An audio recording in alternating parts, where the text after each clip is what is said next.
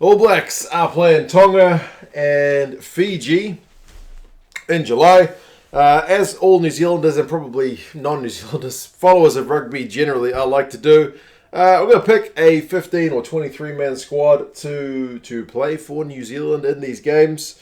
It's an interesting one because with Tonga and Fiji coming, it's probably a chance for the All Blacks to show us a bit of variation, but you've got to keep in mind that old Ian Foster is in his last year of his contract, and if he wants to get that renewed for the World Cup, he probably needs to have a pretty good season, which means winning all these three games and likely being dominant in the Rugby Championship. So, yeah, I'm going to pick a 23. It's partially based on getting some guys some experience, partially based on seeing if some guys can make a step up to test level, and partially based on the fact that you can experiment a wee bit with the likes of Tonga and Fiji coming. When we last played Tonga prior to the World Cup in 2019, we gave them an absolute hiding. These guys should be rusty when they come to New Zealand. New Zealand should be very confident in winning all three of these games pretty comfortably. That being said, Fiji beat France over in France not that long ago.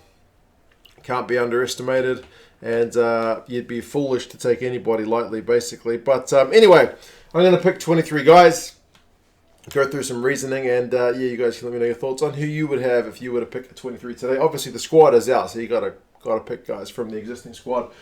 Front row, I would like to see Bauer. I would like to see Lomax. And I would like to see Almore get a crack. Now, clearly, that's pretty bloody inexperienced. And that's the idea. Lomax, I was surprised even made the All Blacks based on the Super Rugby season he's had. Foxy is on the horn saying he's a project, blah-de-blah. Bro, he needs to have a crack and run. He needs to get in there and show us what he can do. Otherwise, he needs to be gone. I mean, you can have your project all you like. Tuanga Fussy was a bit of a project that paid off. He needs to show us that he can do the same thing old Tyrell Lomax, man. Honestly, I feel like he was pretty bloody fortunate to make the squad. He's got 6 caps.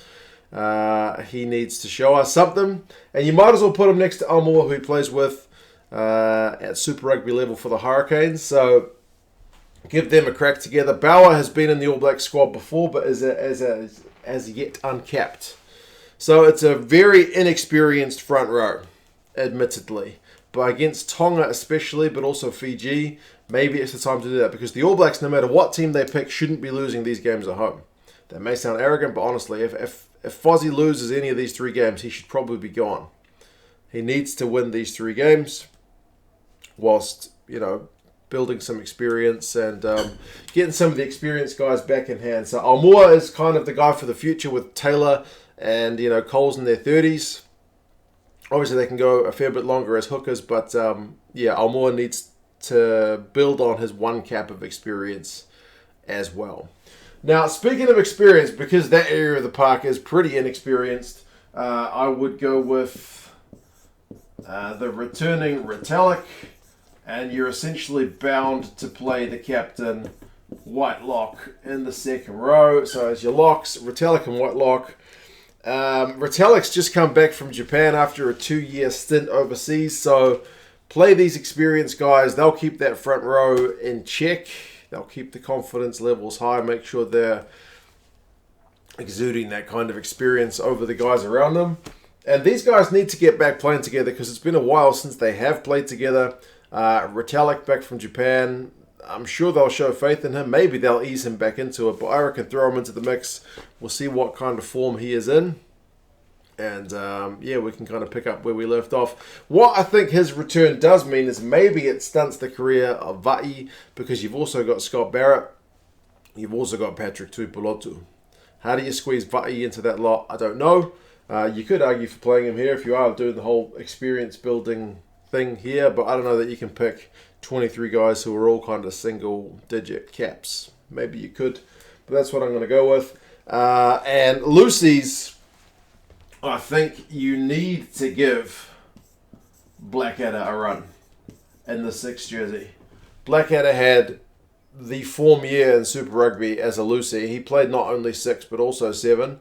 but his stats defensively and ball in hand were absolutely, too good to ignore. Blackadder needs to have a crack. I also think Papali'i defensively proved to be an absolute maestro, and in the absence of Sam Cane, you need someone to step in there at 7, and you chuck Savia in at 8. And to be fair, I prefer Savia at 7, but I don't think the All Blacks are going to play him there. But Papali'i needs to get his reward for the good Blues form he had in that Super Rugby campaign, especially in Trans-Tasman. He was an absolute defensive powerhouse, turnover merchant. Blackadder, as I mentioned, is probably the form Lucy in the country, and he's been on a good run of form and fitness as well, because that's traditionally an area. And Savia, man, is too good to play on the bench, so you chuck him in there at 8, even though I prefer him at 7. Subs, I would like to see Cody Taylor. You could chuck in Coles if you want, but Taylor, either way is fine. You need an experienced hooker to replace Almoa in case maybe the line-out is struggling or some area like that. And the Blues pairing of Tuina Kuafe and Laulala. If things do go pear-shaped with this fairly inexperienced front row, those guys can come on and steady the ship. Tupolotu needs to add some impact from the bench, so I'll have him as the reserve lock, although you've got Scott Barrett. Either way is fine. And then I'll chuck Hoskins Satutu in there on the bench as well. And what I would like to see is at some point in the game, if Papali'i comes off, you can switch Savia to 7 and chuck Satutu on 8 to see what kind of an out-and-out 8 looks like and how Savia is going to go at 7. I mean, you could start that lineup. You could put Savia at 7. You could put Satutu at 8 and put Papali'i on the bench. You could go for Jacobson. There's plenty of other options you could go for as well. But this is kind of me half thinking that they're going to play Savia at 8, because I think they will. Backs, halfback, I think you still have to go Smith.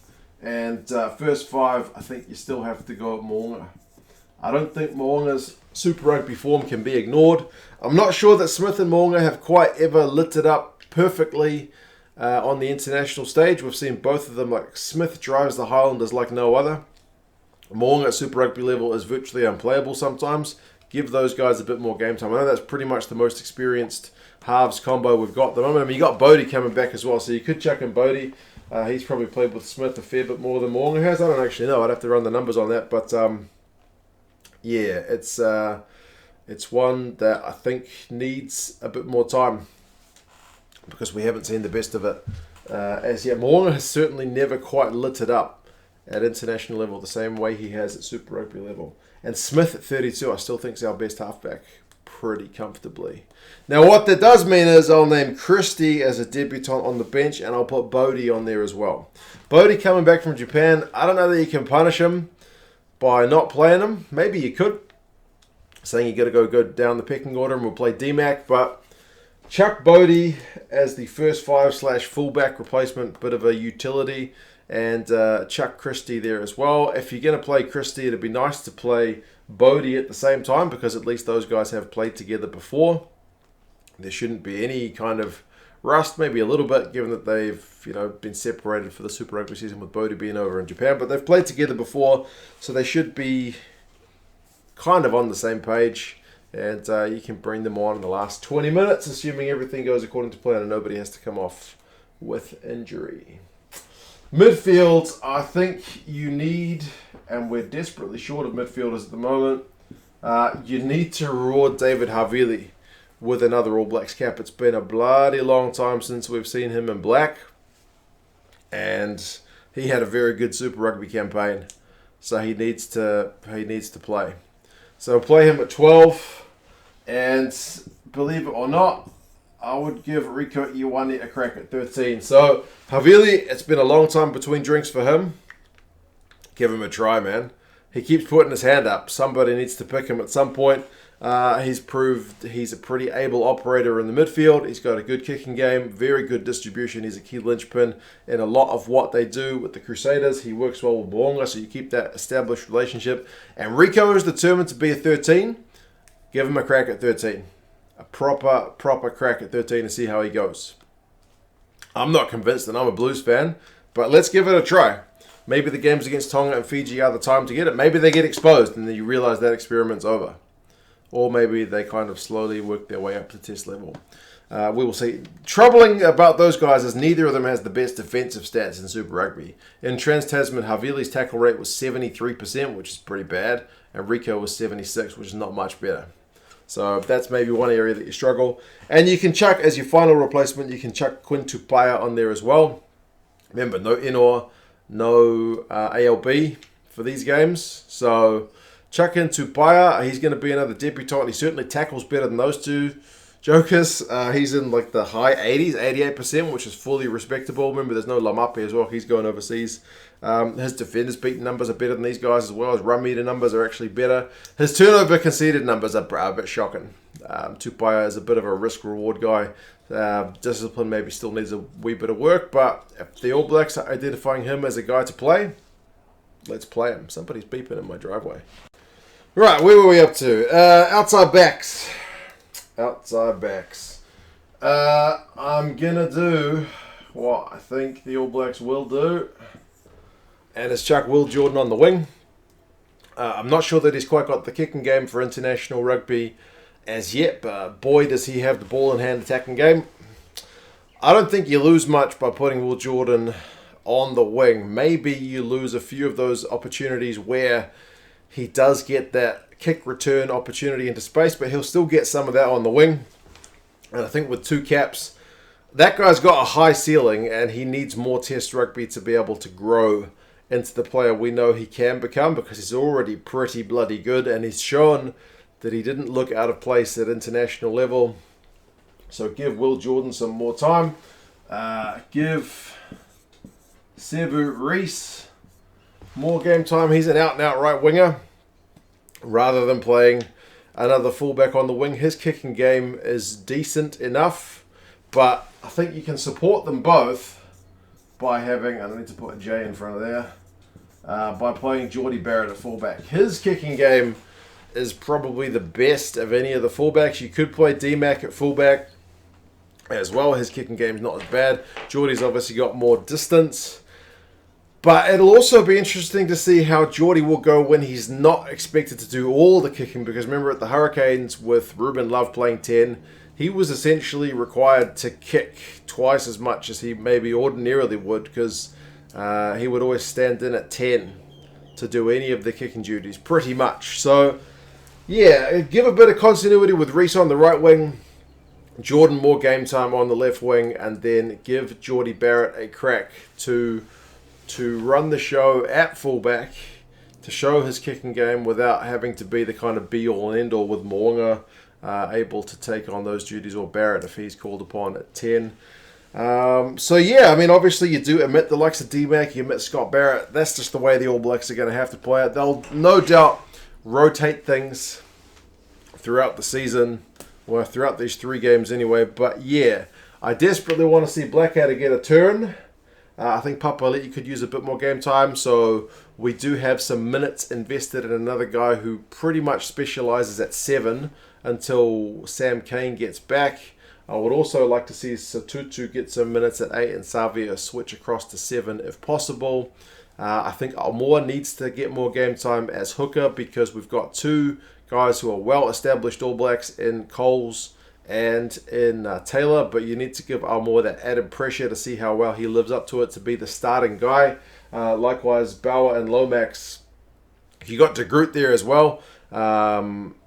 These guys need, you got Lalala as I mentioned, these guys need to have, Bauer needs the chance to have a turn because he's been in the squad but not got any caps, and Lomax, as I said, needs to put his hand up or kind of be out of the project.